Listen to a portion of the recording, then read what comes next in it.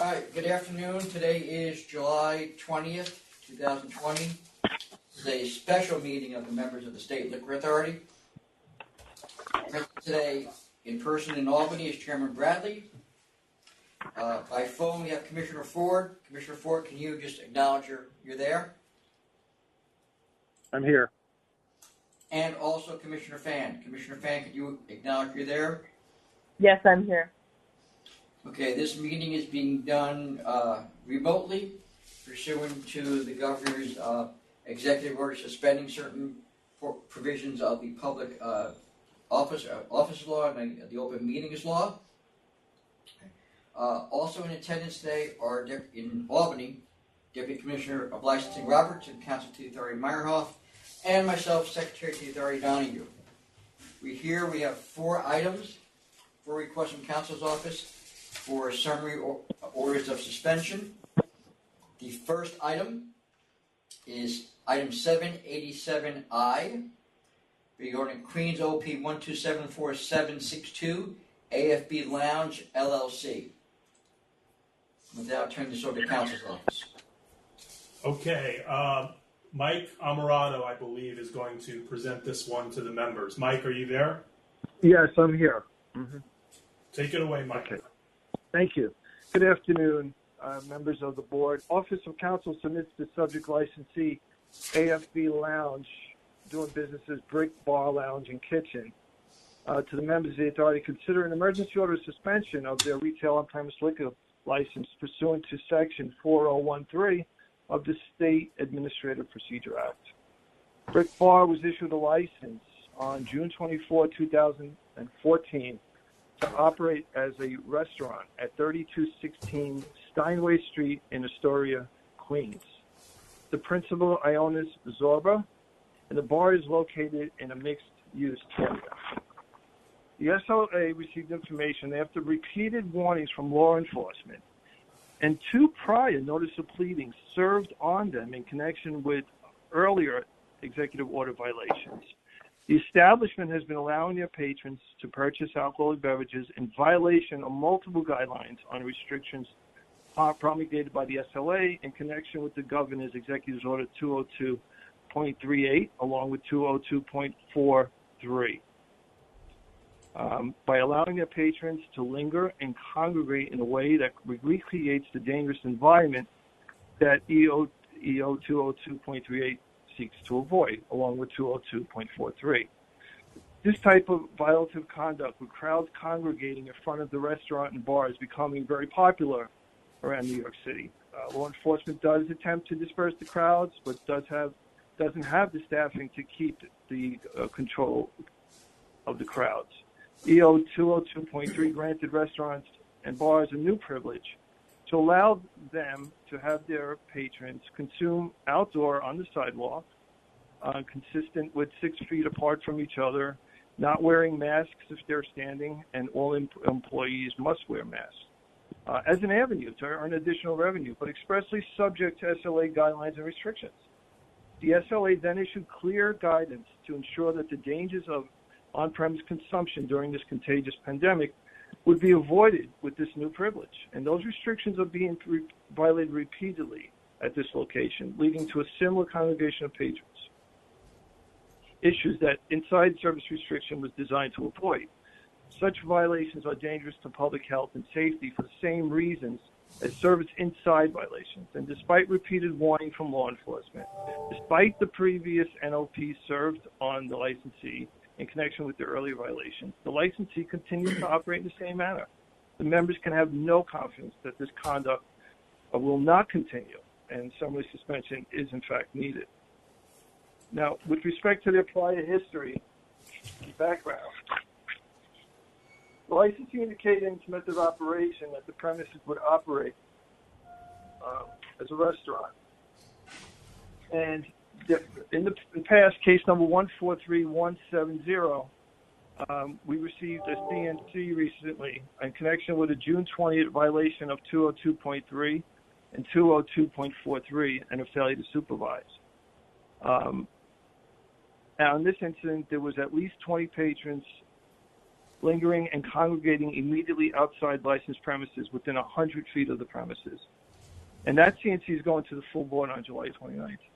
Case number 144762, the notice of pleading was mailed out just recently on July 17th.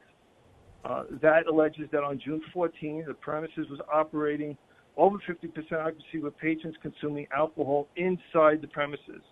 A summons was issued for violating the mayor's executive order in violation of the New York City Administrative Code 3-108. Conduct related to the 202.3 violations and the 202.43 violations. In addition to the prior proceedings, on July 16th at approximately 11:02 p.m., SLA investigator Adrian Beckner made an undisclosed visit to Brick. Service hosts were not wearing masks, neither were the employees, and loud music was being heard from the location. There was a large crowd, 40-plus patrons were gathered in front of the premises. Some were seated at tables being served, and others were on the right and the left of the businesses. And the majority of people were standing and drinking, and only a few people had on their masks. On this particular night, they had barriers set up, so the investigators were able to decipher who was part of the establishment and who was not. And the individuals that were observed, the 40-plus, were inside these barriers that delineated them from the other bars. After their inspection there, the investigators left and they went to another location. And then they returned at approximately 12:14 a.m. And the bar was still open, and that's in violation of the mayor's executive order. At 12:14 a.m., they returned to Brick, undisclosed, and there was a large crowd of patrons. This time, there was more than there was earlier. There was approximately 50-plus people. And these patrons were sitting, and the bystanders were still present and not social distancing. On July 18th, at approximately 8 p.m., we received information, on 7/18 at 11 p.m., the New York City Department of Sheriff's Office was there and issued a cease and desist order. That was through the Department of Transportation. Based upon information and belief, the same type of conduct, the same method of operating was conducted on July 18th as it was on July 17th and July 16th, and on two prior occasions as well. Section 401.3 of SAPA reads in pertinent part. If the agency finds that public health, safety, or welfare imperatively requires an emergency action and incorporates a finding to that effect in its order, summary suspension of an order may be ordered, pending proceedings for revocation or other action. These proceedings shall be promptly instituted and determined. Based on the police records we reviewed and discussion with the investigators and the police office, Counsel's office has commenced a revocation proceeding against the subject licensee, and that was provided to members of the authority as Exhibit 1, Notice of Pleading 144130. These licenses can see every day that the way in which they are serving alcohol is leading to the very congregation of drinking patrons that the executive orders were ordered to prevent. They should know not to serve the way from their own observations alone. In addition, the licensee's principal and manager was warned by the police, and they've been cited for prior EO violations on two prior occasions. There can be no doubt that Mr. Ioannis Zolda knows that he cannot operate this way and not be breaking the law. None of these warnings or appearances of clusters of patrons drinking outside the restaurant have stopped him from serving alcohol in this manner. Visits to this location just last week revealed the licensee has done nothing to change its mode of operation.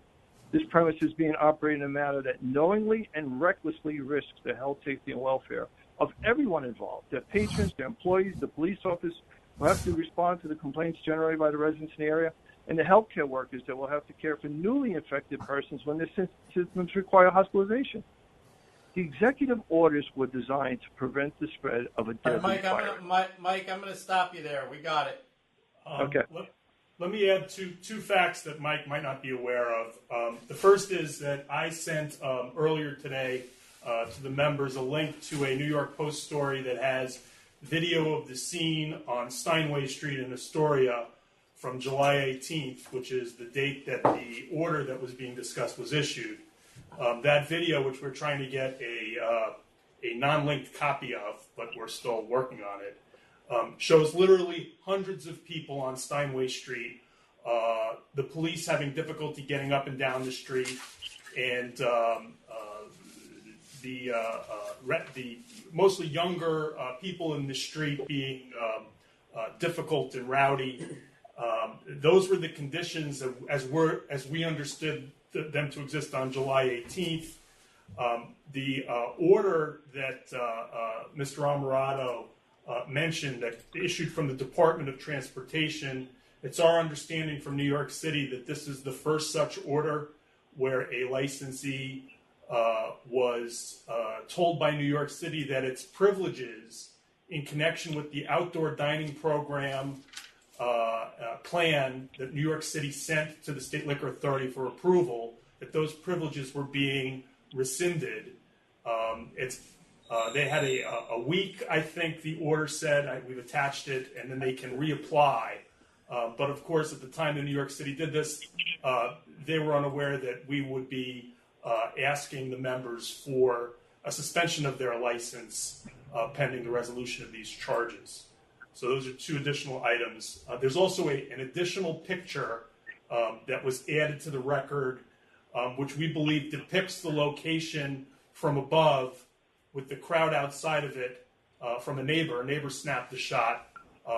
I believe that's in the July 12th or 13th time frame, so not even the same time period that we have these reports from our own investigators, but a few days earlier. Same scene on Steinway Street with a big crowd in front of Brick. Okay. Commissioner Fan, do you have any questions?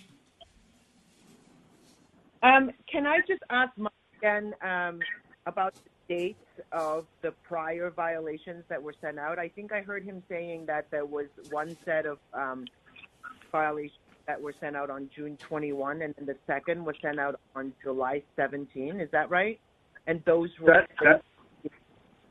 Sorry. That's correct, Commissioner Fan. Yes. And so, so is it safe to say that they got notice of maybe the first set of violations and perhaps not the second, because if we send it out on July 17, they haven't received it yet? Conceivably so, but again, I will mention that a conditional no contest offer was proffered to the authority in connection with 143170, so they were keenly aware of the violations, and they were familiar with 202.3 and 202.43. Okay, got it. So they did respond already, and they submitted a CNC for the set of violations that were sent out on June 21st. Is that right? That's correct. Okay, got it. Okay. Yeah, that's all.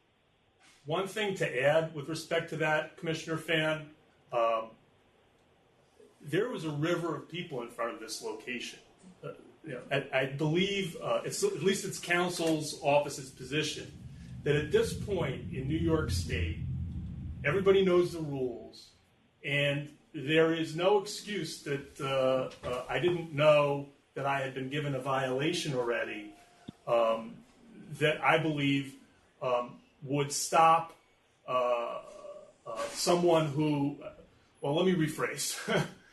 I don't think that there would be a defense that anybody who is serving in this fashion, even if never warned or caught before by the State Liquor Authority or given a notice of pleading, that they wouldn't know that serving in this way and creating this crowd would cause an imminent threat to public health, safety, and welfare.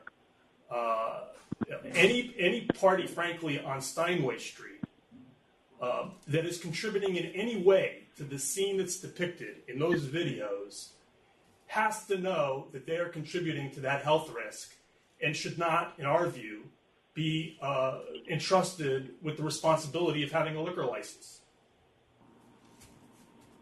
I understand. Are there other licensed premises on that same street? Are there other licensed locations? Yes. Yes. Sorry, say that.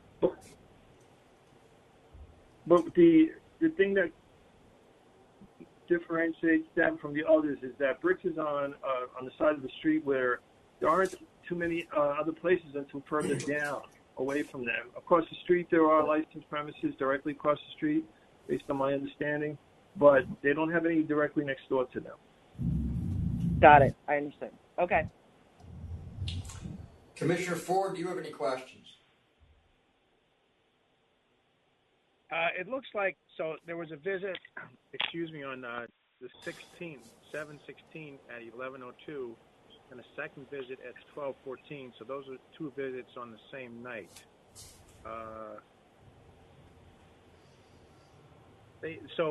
Am I reading correctly that they had extended their premises to other adjacent businesses next to them? They had tables out in front of businesses adjacent to them?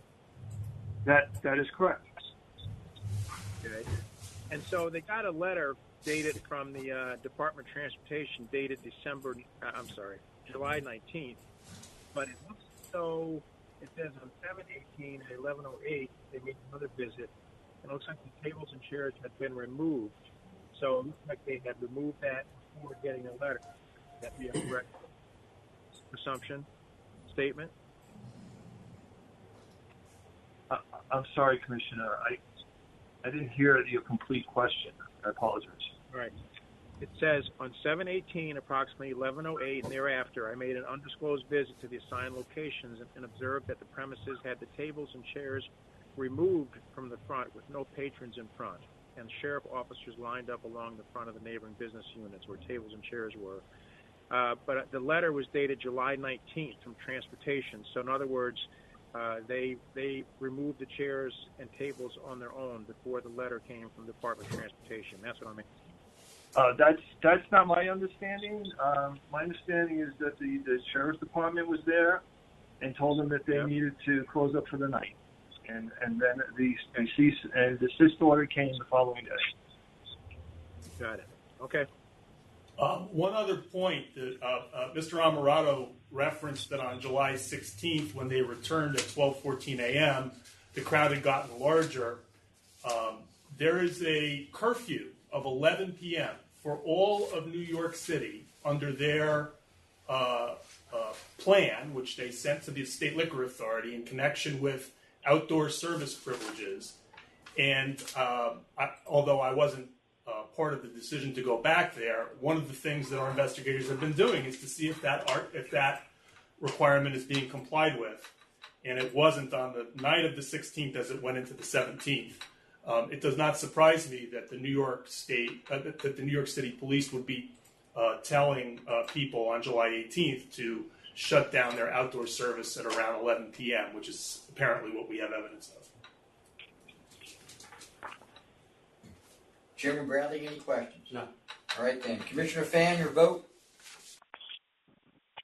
Yes, as counsel said, outdoor service right now in New York City is certainly a privilege, and this licensee has been repeatedly warned and have been receiving violations and summons from the SLA for things that had already happened in prior months, and so you would think that they know better but to continue to violate the governor's EO and also violate New York City curfew and essentially encouraging a block party to happen right in front of the establishment.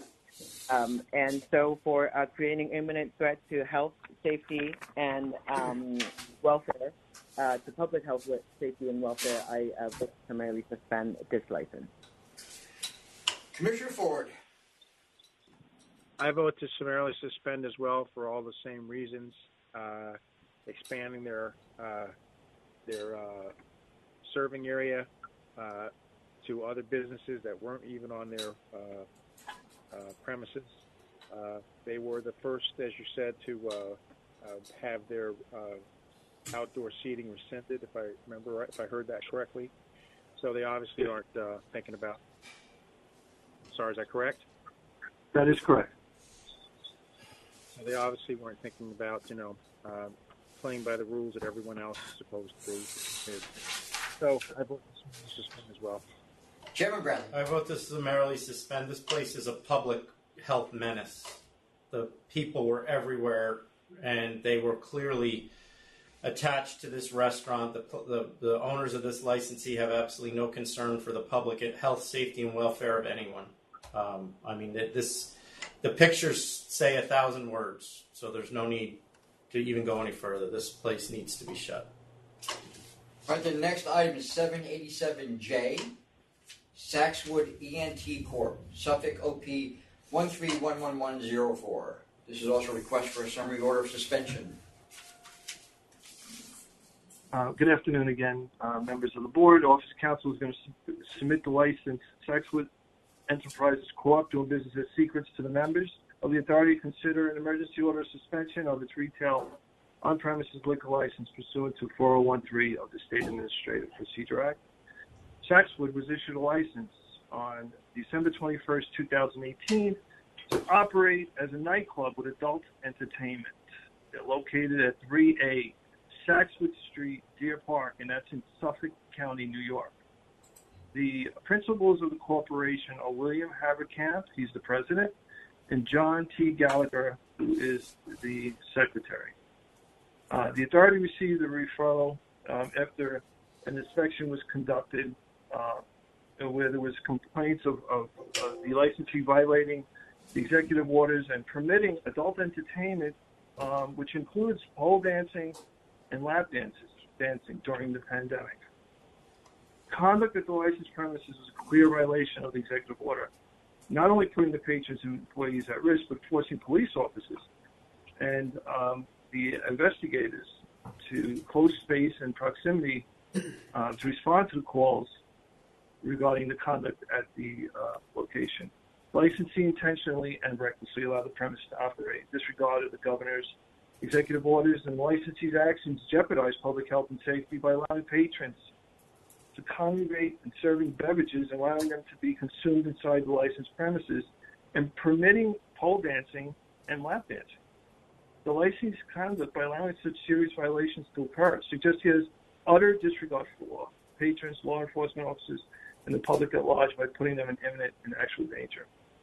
The executive order was designed to prevent the spread of a deadly virus, and the licensee cannot be trusted to follow the law, even when human life so obviously depends on adherence to it. Counsel's office refers this licensee for possible emergency suspension action. The licensee indicated in its method of operation that the premise would operate as a nightclub. The licensee's menu filed with the New York State Liquor Authority consists of cheeseburgers, pizza, chicken sandwiches, and chicken tenders. Adverse history is currently case number 140381, pending against this establishment. This case was scheduled to go to a hearing right before the pandemic, and there were 4 charges. Non-bona fide for not having food available for sale, the employment of a felon. Christina Pagian was a felon, and she was charged, and she was found to be in possession of a controlled substance in the first degree and was charged with the intent to sell. Also, charge number 3 is failure to comply with local regs. For security guards, they were employed by secrets and they failed to have a roster, and they did not have general liability insurance or a proprietary license. And the 4th charge was a failure to supervise.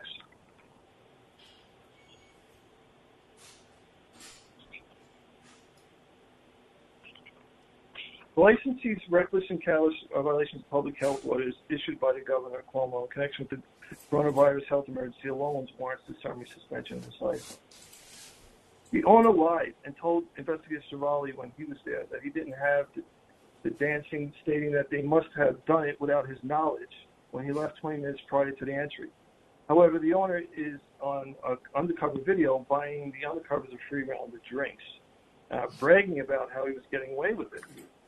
And the licensee was knowingly and intentionally violating the governor's orders and creating a health hazard for these dancers and patients alike, and conceivably spreading the virus with contact with lap dancing and close contact with pole dancing, with girls sharing the same pole. And also at the premises found that night was marijuana cigarettes.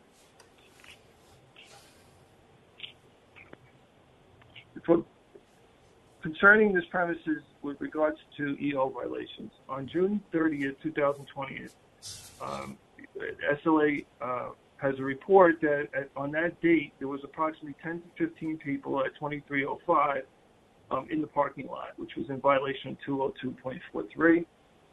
Next, on July 15th, 2020, at 2250 hours, they conducted an undercover surveillance with video cameras, and the police officer witnessed dancers and patrons without face masks, dancers on poles, and also conducting lap dances as well, thereby violating the minimum distance requirements in violation 202.3. On July 17, 2020, also on July 15, 2020, there was no food available for sale at the premises at that time. Then on July 17, 2020, Suffolk County police officers conducted an undercover surveillance to see if they could get an underage underage agent into the premises. Attempt was denied, and entry was followed by New York State Liquor Authority, Suffolk County Police Department, the Town of Babylon's Fire Marshal, and investigators Chevali observed dances and pole dances and lap dancing as stated earlier. At that point in time, there was 32 persons inside, and that exceeded half of the permissible capacity.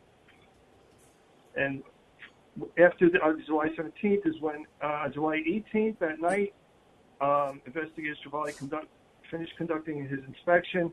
He found that there was only boxes of pizzas available, and they were unable to produce guest checks to prove that the patrons' food purchases were in connection with the drinks. In fact, one of the police officers was offered a lap dance from one of the dancers, and he reported that people were standing around without masks, drinking, and the dancers and bartenders were up close and very personal, touching patrons, both of which were not wearing masks. Marijuana was also recovered in the dancers' lounge, and it was being smoked inside the premises. A blunt, a bag of marijuana, and 3 partially smoked cigarettes were recovered. Lap dancing records were recovered, showing the cut the club received and the cut that the dancers received. Now, in addition to these charges, we also brought a charge for focal point for police attention, because there's been a history of crime and serious assaults at the premises, which the authority recently found out about.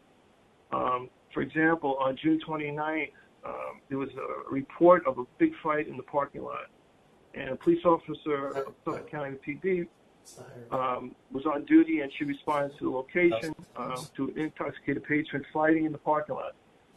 During the course of trying to arrest this individual, she was assaulted, and one of the patrons went to grab for the police officer's firearm. She was injured, and she was transported to the hospital. Going back, another example, on January 1st, 2020. Mike, we don't need to go back that far. We're really focusing on the COVID stuff. So that I think you did a good job with that. Okay, thank you. So, respectfully, the members can have no confidence that this location will adhere to any legal requirements. There could be no more imminent risk to public health and safety than to allow such obvious and careless lawbreakers to continue to operate while pending charges of process. We respectfully request the members to summarily suspend this license. The public health, welfare, and safety continues to be in jeopardy due to the nature of this particular business and the behavior of the patrons of the licensed premises, and the failure of the licensee to take its license privileges seriously. Thank you. Thanks. Let me add one thing, that even under Phase 4 of pause in the reopening of licensed premises, the only entertainment permitted in a restaurant licensee is music. Dancing of any kind is not permitted. And if that's your business, to be a strip club, that's probably the one thing you need to know about. Is that legal or not? And this location, when they were caught by our investigators with dancing, the owner tried to explain it away by saying, oh, they must have started dancing right after I left, which is, hard to believe enough on its own. But then he was caught on video surveillance, admitting that he was having a laugh at the people who thought that he was complying and at the governor's executive orders in allowing this conduct and this close proximity of individuals who, if one person who has a lap dance or is on the pole has COVID, everybody else who went there could get it. That was what this licensee thought was appropriate behavior for somebody entrusted with a liquor license. Anyway. Okay. Commissioner Fan, any questions? So just, I appreciate it. Thank you, Mike, by the way. Great presentation. And Gary, so you said in phase 4, the only entertainment that's allowed is music.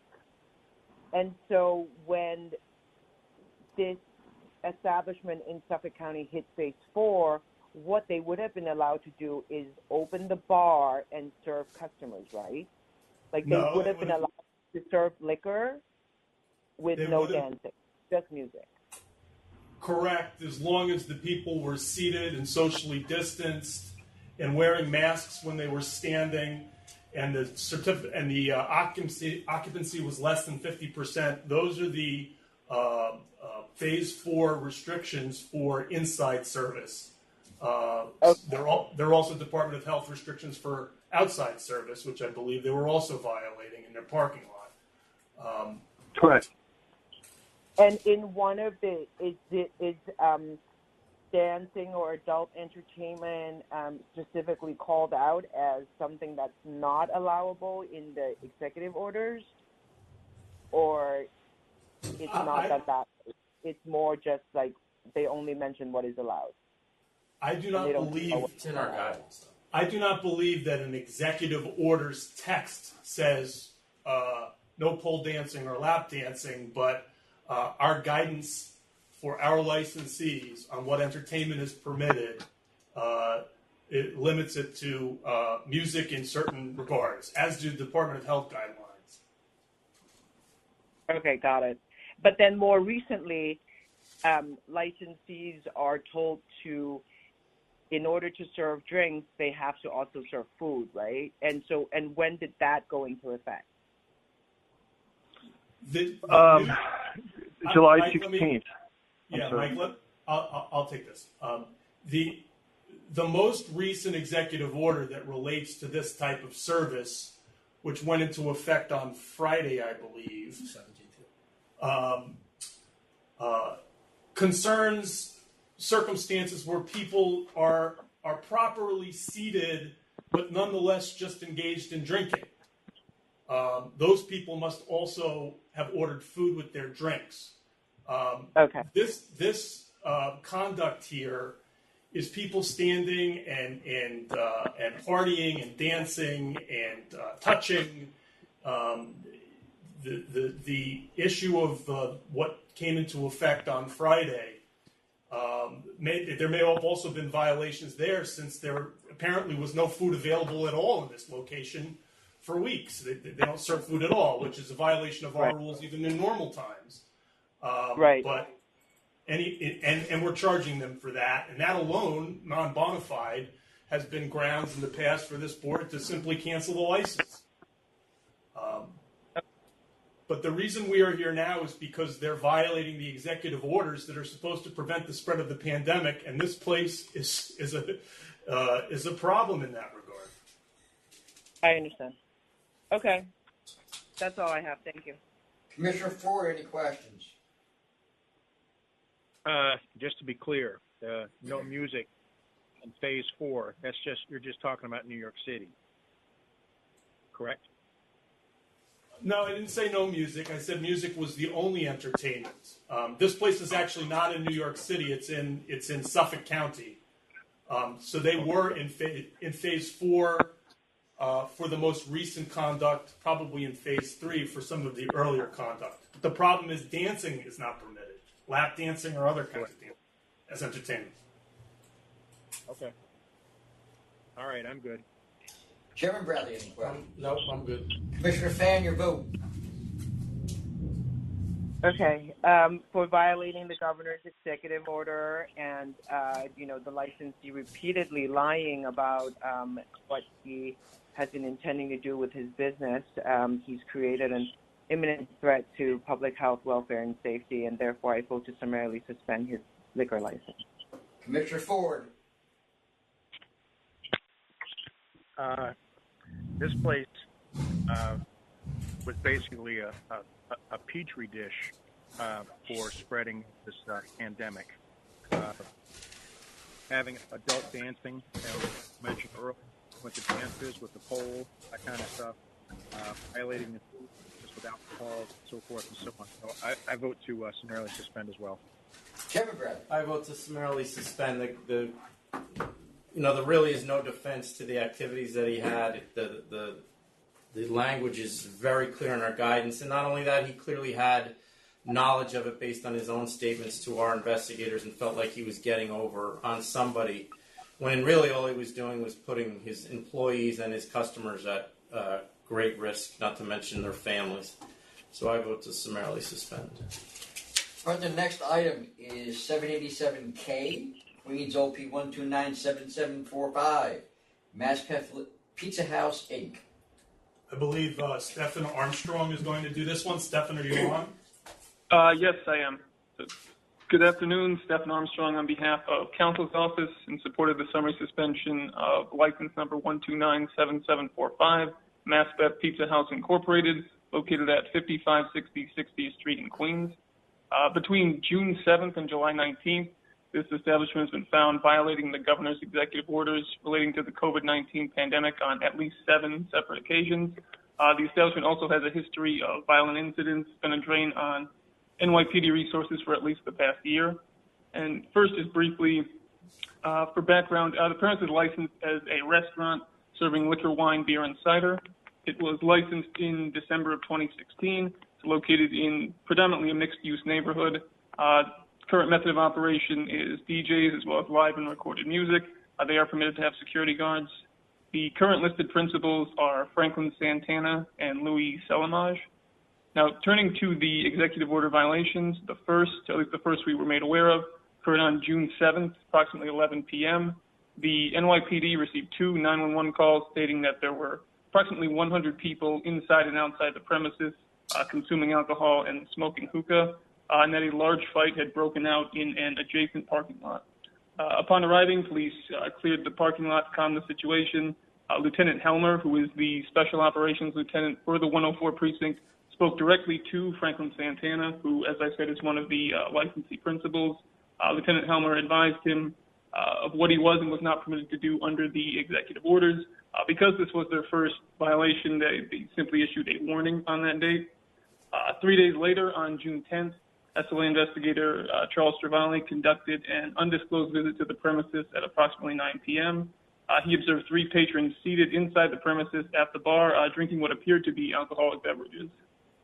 2 days after that, on June 12th, at approximately 11 p.m., investigators Travali and officers from the 104 Precinct again visited the premises. They observed approximately 12 people seated at tables that had been set up outside the location. Many of these individuals were consuming alcoholic beverages. They were also not wearing masks or observing social distancing. There were signs on tables advertising drink prices, and a staff member was observed taking orders.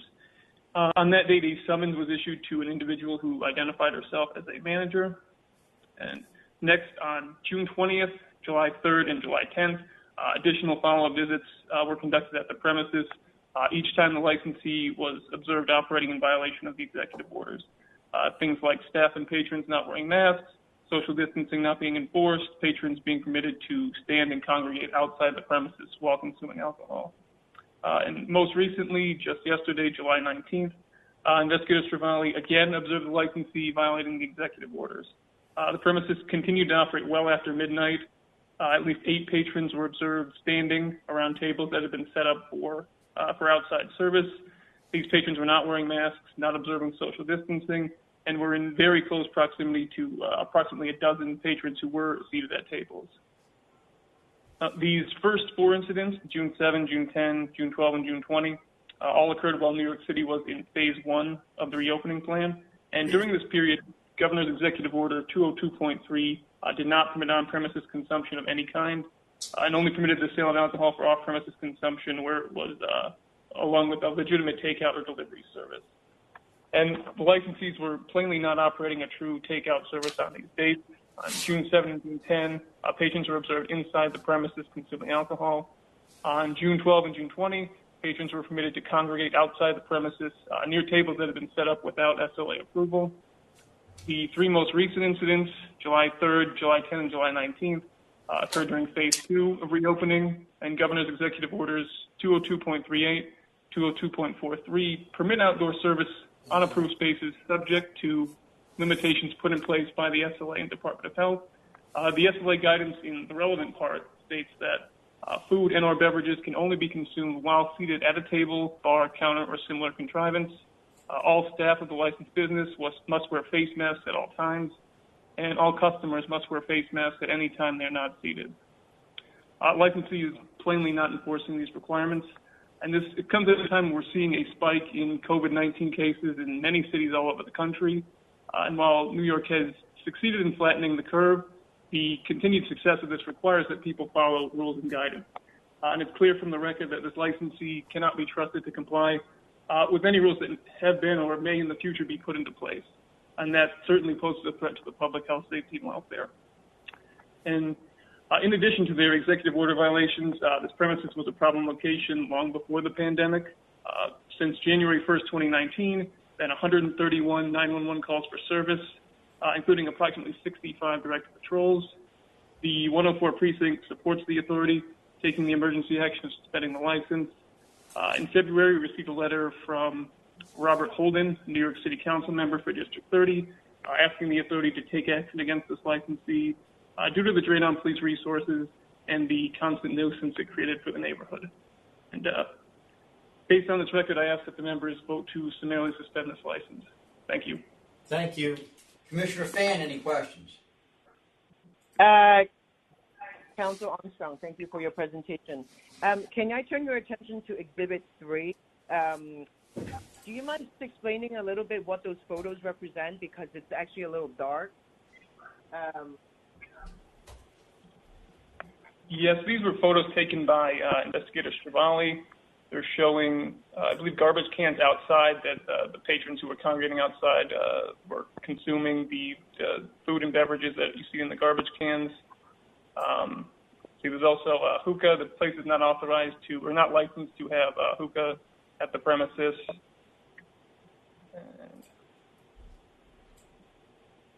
And what is the one with the phone and the, is that just another, that's also showing hookah, the 9th photo?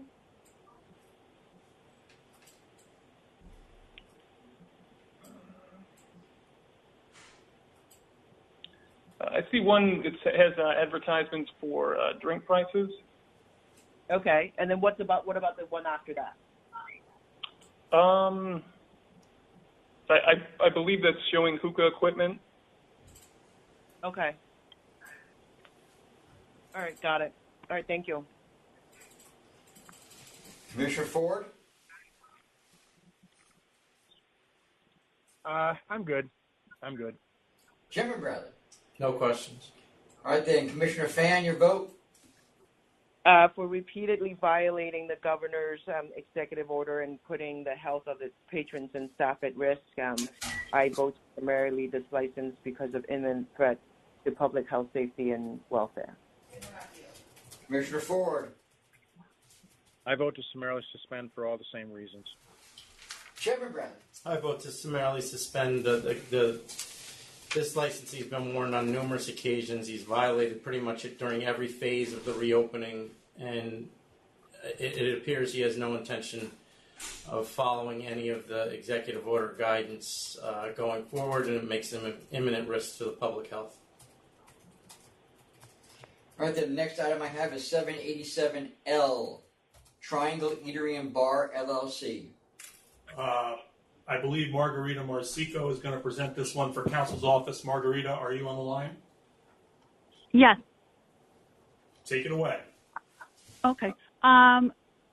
Good afternoon, Good afternoon, members. I'm making an application on behalf of Council's office requesting that you issue an order of summary suspension as to Triangle Eatery, DBA MIA.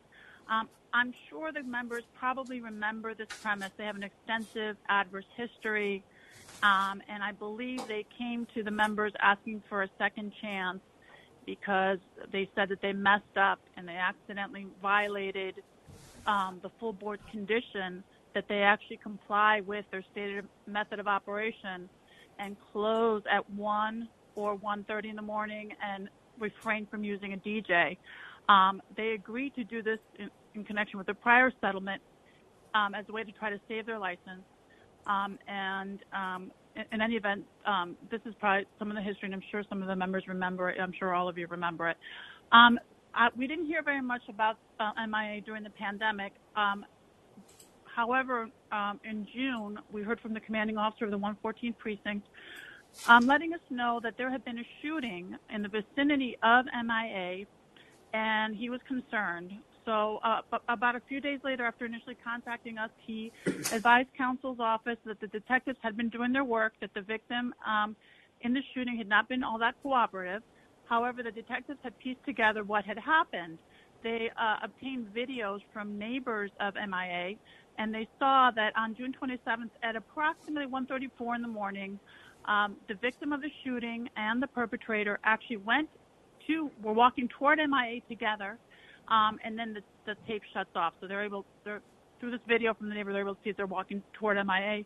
Then through other videos, they're able to see that there's some sort of argument in front of MIA, and there were people standing in front of MIA. And then you see, from the video piece that they described to me, you hear a shot and people are running. The detectives did further work, and they looked in MIA's Instagram, and they were actually able to find a video of the scene that was going on at MIA on June 27th leading up to the shooting. And I think those reports are attached, and the members can review those detective reports. And those reports indicate that on Instagram, they were advertising the fact that they were serving drinks and having a crowd out in front of the premises. After that incident, investigator Stravali went to the premise on June 30th at about 6:40 p.m., and that was a Tuesday, and he observed two males consuming alcohol in front of, and a busboy standing in front of not wearing a mask. After that time, enforcement made a second visit, this time trying to get there after 12 in the morning, and that was when investigator Cesant went to MIA on July 12th, and at 12:15 in the morning, and he observed 20-plus people congregating in front of, not social distancing, and drinking. Those photographs are included. They're a little unclear. I think he took a photograph of the side view mirror, the reflection of the side view mirror of MIA. Maybe he was concerned about blending, but those are the pictures that he submitted. After that, we have an inspection again by Investigator Stravali on July 18th at 7:40 p.m., where he observed 3 males and females standing in front of, not social distancing, not wearing a mask. And then Investigator Stravali also observed that there was a sign where the licensee was advertising ice pops, and there's a picture of the sign where they advertise virgin/alcohol. So they're offering alcohol ice pops in addition to the virgin version of the ice pop, which would tend to indicate that they're not really all that interested in operating as a restaurant, which is what they're licensed to be, and which is what they've repeatedly reaffirmed to the members. That's really what they want to do, and they really want to go back to their roots and be a restaurant. That doesn't seem to coincide with that statement to the members. And so the last visit was by Investigator Beckles on July 19th at 12:20 in the morning. He observed over 20 patrons in front of, and that picture is very clear. That was on a Sunday, and there were tables and chairs out. I did ask the commanding officer if he'd be able to assist us with enforcement, and he, during this time, and he indicated he was so extremely busy with shootings in the housing areas in his precinct, and Steinway Street was keeping him very busy, and that is why you don't see that there's a lot of inspections by the police. They were very concerned about the licensee's lack of compliance generally. I would also note that with regard to the investigation of the shooting, the licensee principal was very uncooperative. He refused to provide any employee names to the detectives who might be potential witnesses. They claimed that their video camera was not working. It was not recording. The owner actually denied to the detective that there were any people congregating in front of or that anybody was drinking, which clearly indicates that the owner understood very well that his license is very in jeopardy at this point, and he knew that it was wrong to allow these people to congregate. The other reason I know that the owner knew it was wrong to allow these people to congregate is because we issued a notice of pleading in connection with Investigator Stravali's first inspection on June 30th, charging them with violations of the governor's orders, and that notice of pleading was mailed on July 6th.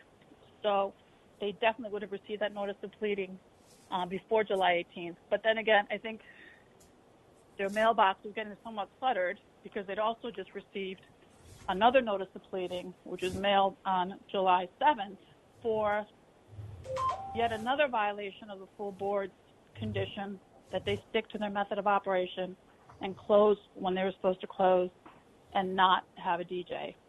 So I just think these people can't be regulated. They just don't seem to care. And I think they're just either waiting for us to summarily suspend them or revoke them at this point. So we're requesting that you suspend them. Just one thing to add. Thank you, Margarita. The precinct has many complaints about people outside this location, and the key here is the pictures at the end of that stack of pictures, which depict the scene that is, we have no reason to believe, not typical of what it looks like when these neighbors are complaining, congregating, drinking, well after 11 o'clock at night, and a clear violation of the executive order after already receiving notice of pleadings and having other problems in this location that might have caused us to take action had we not been in this shutdown mode due to the COVID pandemic. Yeah, I mean, they've already paid $60,000 in fines, and they've been suspended for 15 days. So I really think we've tried everything, but and we've given them their chances. And I think they understand what they're supposed to do because they were able to try to convince the members that they really want to do it. So they're knowingly violating all these laws at this point. Commissioner Fan, any questions? Hi, Margarita. It's nice to hear your voice. Thank you. Wonder if is there any evidence that they were serving food at all, or just the ice pop, probably in violation of pre-mixing rules and everything? I didn't hear any evidence from any of the investigators that they saw people, eating outside. Okay. And the pictures don't seem to indicate that people are eating. They seem to be drinking. Okay. Commissioner Ford? No, I'm good. Thank you. Chairman Bradley? No questions. All right, then, your vote, Commissioner Fan. For repeatedly violating the governor's executive order and not being cooperative after multiple shootings and other incidents, I vote to summarily suspend this license due to imminent threat to public health, welfare, and safety. Commissioner Ford? This establishment was clearly operating in a way that was endangering the public health and safety and welfare, and interested in complying with the governor's executive order, so I vote to summarily suspend. Chairman Bradley? I vote to summarily suspend as well. I believe this, while the licensee obviously has had multiple chances, but as counsel pointed out, if the violations of, at this point, the violations of the governor's executive orders are what is really affecting or creating the risk of the public health, to the public health, safety, and welfare. I believe this place is in the same general neighborhood as the Brick Bar that we shut previously today. No, Chairman. Actually, this is much more residential. There are no bars. We're talking about it's in Astoria, correct? It's in Astoria, Yes, but yes. arguably a different section of Astoria. But Astoria, as we all know, was rampant with violations. So I think that it's a good sign that we're at least getting two of the serious violators, because both of these bars were clearly violating the governor's executive orders on multiple occasions. So I vote to summarily suspend. Chairman, I have no other items. You have anything else you want to? No. All right, then. Thank you all. With that, the meeting is adjourned. Thank you. All right, thank you.